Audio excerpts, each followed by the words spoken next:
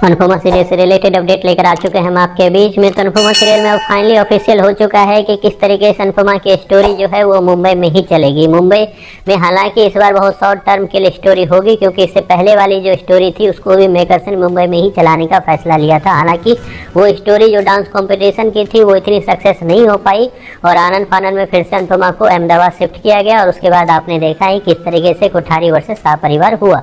लेकिन अब सवाल ये उठता है कि किस तरीके से होने वाली है मुंबई की स्टोरी और कैसे लीप के बाद चीजें बदलती हुई आपको दिखेगी। जहां एक तरफ से इस बार अनुपमा अकेले नहीं गई है, परी और ईशानी उसके साथ गई है, तो वहीं पे दूसरी तरफ परी और ईशानी जो अभी काफी ज्यादा एक तरह से प्रताड़ित है किससे, तो कोठारी परिवार से। तो क्या ईशानी और अनुपमा और खास करके परी जो है वो बदला लेंगे कोठारी परिवार से? कोठारी परिवार का कितना कुछ बदलने वाला है, अंतरकलह जो स्टार्ट हुई है वो किस मोड़ तक जाएगा, और साथ ही साथ इस बार अनुपमा जो है किस तरीके की स्टोरी रहने वाली है मुंबई में। क्योंकि इससे पहले जो मुंबई गई थी अनुपमा, वहाँ पर हमने देखा है काफ़ी लाचार और बेबस नजर आ रही थी अनुपमा जब तक वो डांस कॉम्पिटिशन स्टार्ट नहीं हुआ था। जहाँ हमने देखा कि पिछली बार अनुपमा दूसरों के घर में काम कर रही थी, डांस कर रही थी, ना चाहते हुए भी डांस करना पड़ा क्योंकि एक कॉम्पिटिशन उससे जीतना था। तो उसी तरीके से इस बार जो है ना अनुपमा किसी के घर में काम करेगी ना ही डांस करेगी, वो इस बार अपनी तकदीर आजमाएगी एक्टिंग के क्षेत्र में। जी हाँ, इस बार अनुपमा आपको एक्टिंग के क्षेत्र में नजर आएगी और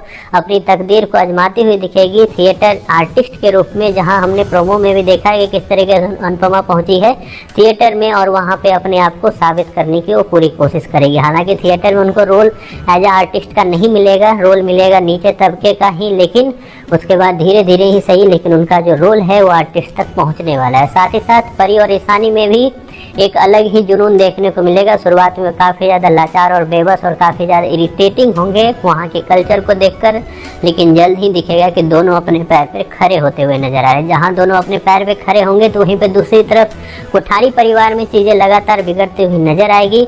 जहाँ अनुपमा के बच्चे जिनको अब तक ठुकराया गया वो बच्चों में प्रोग्रेस देखने को मिलेगा। अंश के साथ साथ जो है बात कर रहे हैं राही और प्रेम वहाँ मौजूद हैं, राही और प्रेम में काफ़ी ज़्यादा ग्रोथ देखने को मिलेगा। तो वहीं पर राजा काफ़ी ज़्यादा अपने आप को संभालता हुआ नहीं दिखता हुआ नजर आएगा। एक अलग ही हालत होगी राजा की जो आपको जल्द दिखाने वाले हैं मेकर्स। तो वहीं पे अंतरकलह में सब लोग जो हैं एक दूसरे से बातचीत करने के मूड में नहीं होंगे। लेकिन ये सब चीज़ें तब आपस में मिलने वाली है, क्योंकि ये स्टोरी जब स्टार्ट हुई थी उस वक्त भी मेकर्स ने एक ही दाव खेला, वो खेला बिजनेस का। बिजनेस और बिजनेस ही था जिसने गौतम को कहाँ तो कोठारी परिवार में एंट्री दिलाई थी। बिजनेस ही था जिसने माही की शादी गौतम से कराई गई थी और बिजनेस ही था जिसमें पराग कोठारी जो अंधभक्त बना गौतम का, और वो बिजनेस के क्लाइंट ही था जिसमें पराग कोठारी किसी और की नहीं सुनी उसने और बिल्कुल गौतम पे भरोसा किया। तो फिर से बिजनेस के ही मायने जो हैं कोठारी परिवार को नीचे की तरफ लेकर जाएंगे, खास करके तब जब अनुपमा और उसकी बेटियां जो है अच्छे खासे पैसे